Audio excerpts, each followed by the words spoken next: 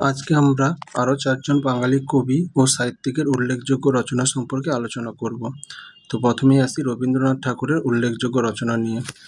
কবিতার মধ্যে আছে কবি কাহিনী, বনফুল গুরুত্বপূর্ণ একটা কবিতা, ভগ্ন হৃদয়, সন্ধ্যা সঙ্গীত, ছবি ও গান, কড়ি ও কোমল, মানসী, সোনার তরী এটাও খুব একটা গুরুত্বপূর্ণ কবিতা, চিত্রা, চৈতালি, কল্পনা, খনিকা, নৈবেদ্য, খেয়া, গীতাঞ্জলি। এই গীতাঞ্জলির জন্য তোমরা সবাই জানো যে নোবেল পুরস্কার পেয়েছেন। তো উনি কবে নোবেল পুরস্কার পেয়েছেন সেটা কমেন্টে জানাও।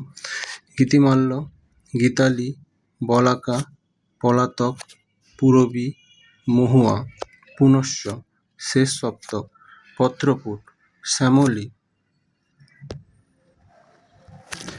রোগশয্যায়, আরোগ্য, জন্মদিনে, শেষ লেখা, তোমার সৃষ্টির পথে।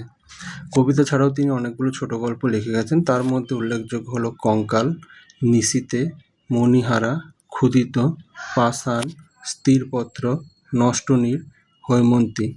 উল্লেখযোগ্য ছোট গল্পের মধ্যে যেটা সবথেকে গুরুত্বপূর্ণ কাবুলিওয়ালা, এর প্রধান চরিত্র হচ্ছে রহমত ও মিনি। দেনা পাওনা, এর প্রধান চরিত্রে আছে নিরুপমা, রামসুন্দর মিত্র, পোস্টমাস্টার। রবীন্দ্রনাথ ঠাকুরের লেখা উপন্যাসের মধ্যে উল্লেখযোগ্য হলো করুণা, বউ ঠাকুরানীর হাট, রাজর্ষি, প্রজাপতির নির্বন্ধন, যোগাযোগ, দুই বোন, মালঞ্চ, 4 অধ্যায়। চোখের বালি খুব গুরুত্বপূর্ণ একটা উপন্যাস। প্রধান চরিত্রে আছে বিনোদিনী, মহেন্দ্র, বিহারী, আশালতা। গোরা, প্রধান চরিত্রে আছে গৌরমোহন অধিকারী।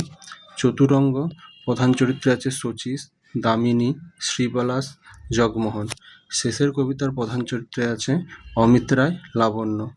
নাটকের মধ্যে গুরুত্বপূর্ণ এবং উল্লেখযোগ্য নাটক হলো কালমৃগয়া, বিসর্জন, চিত্রাঙ্গদা, মালিনী, বৈকুণ্ঠের খাতা,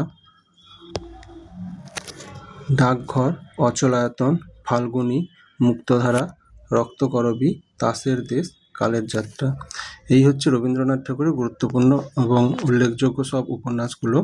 এছাড়া তিনি যে সঙ্গীত লিখেছে, সঙ্গীতগুলো একটা বইয়ের মধ্যে আছে, সেটা হচ্ছে গীতবিতান। এরপর আমরা আসছি দ্বিজেন্দ্রলাল রায়ের উল্লেখযোগ্য রচনা। কবিতা ও গানের মধ্যে আছে ধনধান্য পুষ্পে ভরা, আমাদেরই বসুন্ধরা, এটা তোমরা সবাই জানো, বঙ্গ আমার জননী আমার, নন্দলাল, মহাসিন্ধুর ওপার থেকে। নাটকের মধ্যে আছে কল্কি অবতার, বিরহ, সীতা, তারাবাই, দুর্গাদাস, রানা প্রতাপ সিংহ, মেবার পতন, নূরজাহান, শাহজাহান, চন্দ্রগুপ্ত, সিংহল বিজয়। কাব্যগ্রন্থের মধ্যে আছে আর্যগাথা, আষাঢ়ে, হাসির গান, মন্দ্র, আলেখ্য, ত্রিবেণী। এরপর আমরা আসছি উপেন্দ্র কিশোর রায়চৌধুরীর উল্লেখযোগ্য রচনা। উপেন্দ্র কিশোর রায়চৌধুরীর উল্লেখযোগ্য রচনার মধ্যে আছে গুপি গাইন, বাঘা বাইন, টুনটুনির বই, প্রায় ছোটোবেলায় সবাই এটা পড়েছে, সন্দেশ। এরপর আমরা আসছি কামিনী রায়ের উল্লেখযোগ্য রচনা। আলো ছায়া, নির্মাল্য, পৌরাণিক, গুঞ্জন, মাল্য ও নির্মাল্য, অশোক সঙ্গীত, অম্বা, দীপ ও ধূপ, জীবন পথে, একলব্য, দ্রোণ ও ধৃষ্টিদুস্তন্ন, শ্রাদ্ধিক। ভিডিওটি দেখার জন্য ধন্যবাদ।